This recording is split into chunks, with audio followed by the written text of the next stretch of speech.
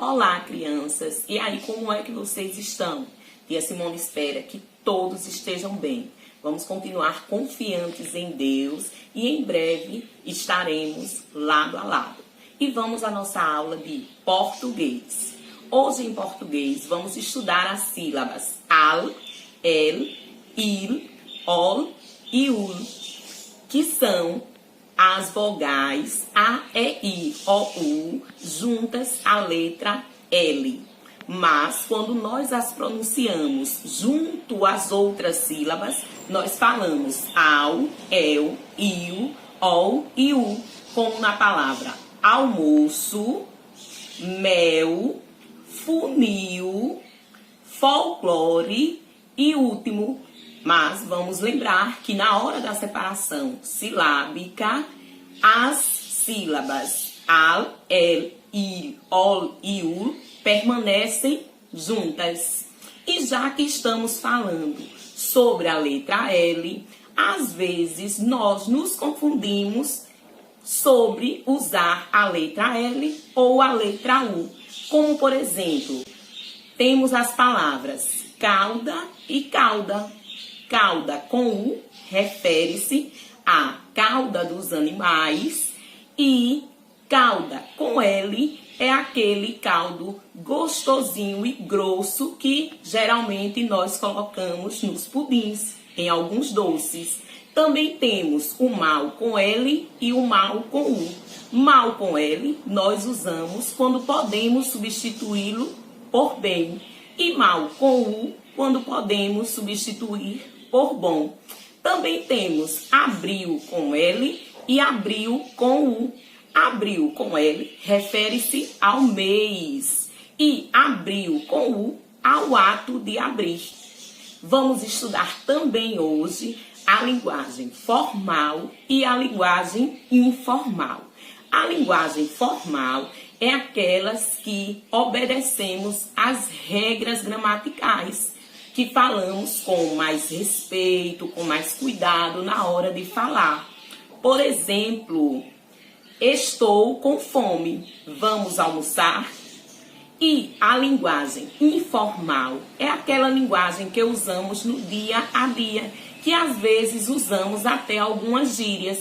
Por exemplo, tô com fome, topa comer sanduíche? Esse foi os nossos assuntos de hoje, esses foram nossos assuntos de hoje. Caprichem nas atividades e continuem caprichando na leitura aos responsáveis. Tchau! Matemática. Multiplicação de números decimais por 10, 100 ou 1000. Para multiplicar um número decimal por 10, 100 ou 1000, basta deslocar a vírgula 1, 2 ou 3 ordens à direita do número decimal. Ou seja, para multiplicar por 10, desloca-se uma ordem. Para multiplicar por 100, desloca a vírgula 2 ordens. E para multiplicar por 1000, desloca a vírgula 3 ordens à direita do número decimal. Observem os exemplos. Para resolver essa conta, basta você ter como base aí o número 10, o 100 e o 1000. Por quê? Porque o que vai determinar aqui a resposta são os zeros aqui, tanto do 10, tanto do 100, quanto do 1000. Você vai estar de olho principalmente nesses 3 números para estar chegando à resposta dessa operação. Vamos fazer a primeira. É o seguinte: 1,235 vezes 10. Você vai ter como base aqui o 10, principalmente aqui o 0. Sabemos que o 10 tem apenas um 0, ou seja, é esse 0 que vai determinar o avanço da nossa vírgula. Se aqui tem um 0, a vírgula vai avançar somente uma casa, ou seja, somente um número, ficando entre o 2 e o 3. Então a resposta será 12,35. Observe que nossa vírgula que estava aqui entre o 1 e o 2 avançou uma casa, porque aqui tem só um 0, ficou entre o 2 e o 3, ou seja, a vírgula avança a quantidade de zero que tem aqui no número. Vamos fazer aqui o segundo exemplo para você entender melhor. Observe que aqui é 1,235 vezes 100. Já aqui temos 2 zeros, ou seja, o zero determina a quantidade de casa que a vírgula avança. Então, se tem 2 zeros, a vírgula vai avançar 2 casas. 1, 2, ficando entre 3 e 5. Então, a resposta é 123,5. Tendo como base as duas questões anteriores, vamos responder aqui a terceira questão, que é 1,235 vezes 1000. Aqui sabemos que o 1000 tem 3 zeros, logo a vírgula vai avançar 3 casas. 1, 2, 3. Logo, 1,235 vezes 1000, a resposta é 1235. Observe que aqui não temos vírgula porque o último algarismo seria um zero, não poderia ficar aqui do 1235,0. Tanto faz você colocar o zero ou não. Ficaria assim, faz de lápis, ó, vírgula zero. Com esse zero ou não, não altera aqui o valor da resposta. Então ficaria somente 1235. Caprichem nas atividades. História. Os bandeirantes. No início da colonização aqui no Brasil, foi enviada pelo rei português algumas expedições. Essas expedições tinham o objetivo, aqui no Brasil, de procurar pedras preciosas, como ouro e prata, e escravizar indígenas. A expedição entrada era uma expedição portuguesa, que tinha o objetivo de escravizar os indígenas e procurar pedras preciosas. E os colonos paulistas organizaram também expedições particulares com esses mesmos objetivos. Essas expedições foram denominadas de bandeiras e eles eram chamados de bandeirantes. As reduções jesuítas eram povoados organizados por padres jesuítas que tinham o objetivo de educar indígenas com a religião católica. O tropeirismo eram atividades econômicas da época e a Guerra dos Bárbaros foi o conflito entre fazendeiros e indígenas que resistiram à posse das terras que esses fazendeiros queriam tomar deles, já que eles já viviam aqui anteriormente. Alguns bandeirantes que se destacaram foram Fernão Dias, Manuel Borba e Bartolomeu Bueno. Caprichem na leitura do livro. Tchau! Geografia. Zona rural. A zona rural, também chamada de campo, é onde estão concentradas as atividades de pecuária, agricultura e extrativismo. No campo, geralmente predominam chácaras, sítios, fazendas, pequenos terrenos, suas roças. As casas geralmente são mais afastadas umas das outras. O ar que respiramos é bem mais saudável por conta das árvores, das plantações. A população do campo atualmente é menor que a da cidade, pois muitos trabalhadores vão para a cidade em busca de condições de vida melhores e também por conta da mecanização, ou seja, a substituição dos trabalhos braçais por máquinas.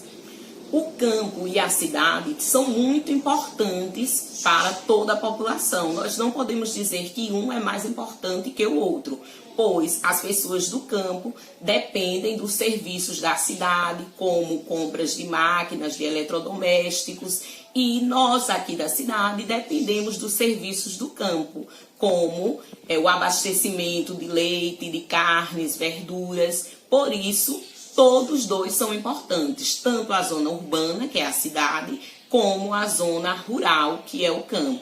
Caprichem nas atividades, na leitura dos textos, certo? Beijos e até a próxima aula. Ciências. Cadeia alimentar. A cadeia alimentar são seres vivos que servem de alimento um para o outro. Em todo o ambiente, os seres estabelecem essas relações de abrigo, de reprodução e de alimento entre si.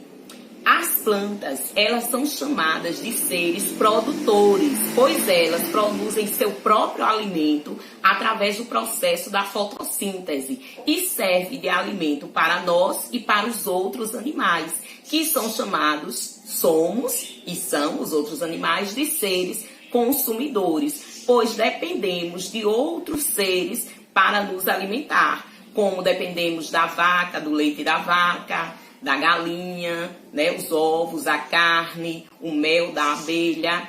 E os decompositores são os fungos e as bactérias que se alimentam de restos de seres para retirar deles seus nutrientes.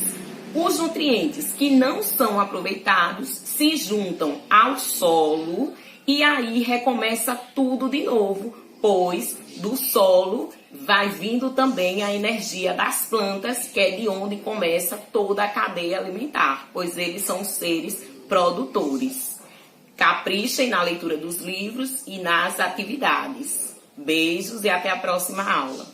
Artes. Em artes, vocês irão encontrar os 7 erros na imagem que tia Simone está enviando. Aí vocês encontram os 7 erros, marcam, em seguida pintam a imagem e depois colam no caderno de desenho. A tia Simone também pede que no caderno de desenho você e seu responsável de casa cole palitos de fósforo. A ajuda do responsável vai ser liberar os palitos de fósforo para você fazer a colagem no caderno de desenho. Use sua criatividade, capriche. Educação física. E em educação física, essa semana, vocês irão pintar, recortar e colar numa base mais dura, numa superfície mais dura, tipo papelão, imagens de quebra-cabeça. Em seguida, vocês irão convidar alguém de casa para brincar com vocês e quando terminar a brincadeira, pedir à mamãe uma caixa, um local para guardar as peças e não perder. E novamente, quando quiser brincar, é só caprichar. Observem, tem a imagem de 2 quebra-cabeças. Observem com a pessoa que estiver jogando com você, quem consegue montar primeiro. Tia Simone torce por você. Beijos. Religião. Em religião, vocês irão assistir a um vídeo sobre a multiplicação dos pães e dos peixes feita por Jesus. Vão assistir com bastante atenção e em seguida, no caderno de religião, vocês vão escrever sobre o vídeo assistido. Era um lindo dia.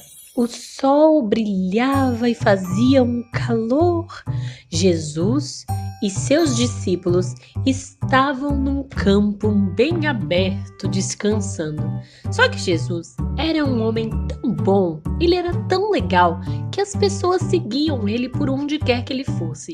As pessoas gostavam de ouvir ele falando, porque ele falava coisas muito boas, muito bonitas e que deixava as pessoas felizes. Então, onde Jesus ia, as pessoas o seguiam e ficavam fazendo aquela multidão perto dele. Elas não se cansavam, ninguém ia para casa. Até que o sol começou a ir embora e as pessoas ainda não iam, ficavam lá ouvindo Jesus, queriam ficar o tempo todo com ele. Até que chegando a tarde, um dos discípulos de Jesus começou a ficar preocupado, porque as pessoas passaram o dia inteiro ali ouvindo ele e talvez estivessem com fome. Ele chegou a Jesus e disse: Jesus, olha, as pessoas devem estar com fome. Como é que a gente vai fazer para elas comerem? Não é melhor mandar todo mundo ir para casa e comer? E Jesus disse: não, elas querem ficar aqui e me ouvir. Vamos fazer o seguinte, procurem comida, vamos procurar alguma comida para dar para eles. Eles procuraram alguém que tivesse alguma comidinha para poder dividir e acharam apenas um menino que tinha 5 pães e 2 peixinhos num cesto. Era só o que o menino tinha. Ele tinha trazido lanche de casa. Mas o menino queria ajudar e disse: olha, Jesus, você pode usar os meus pães e peixes, são poucos, mas talvez dê. E Jesus ficou muito contente, o coração de Jesus ficou feliz com aquele menino. E Jesus disse: pode trazer aqui que vai servir. Os discípulos olharam desconfiados e pensaram: como assim? 5 pães e 2 peixinhos para essa multidão de mais de 5.000 pessoas? Impossível! E Jesus deu uma risadinha e pensou: eles não sabem de nada. E Jesus pegou o cesto, levantou aos céus, deu graças, agradeceu a Deus pelaquela comida, e Jesus sabia que daria para alimentar todo mundo. Então Jesus pegou vários cestos e distribuiu para os seus discípulos distribuírem para a multidão. Colocou um pedacinho de cada coisa dentro do cesto e eles saíram para distribuir. Aconteceu então um milagre da multiplicação do alimento. Toda vez que os discípulos davam para as pessoas, aparecia cada vez mais e mais e mais dentro do cesto. O cesto nunca esvaziava. E Jesus então alimentou toda aquela multidão com apenas 5 pães e 2 peixinhos, que na verdade se transformaram em mais de 5.000 pães e 5.000 peixinhos, porque todos se alimentaram muito bem e ficaram felizes por estarem ali ao lado de Jesus. Beijos, fiquem com Deus e até a próxima aula. Tchau!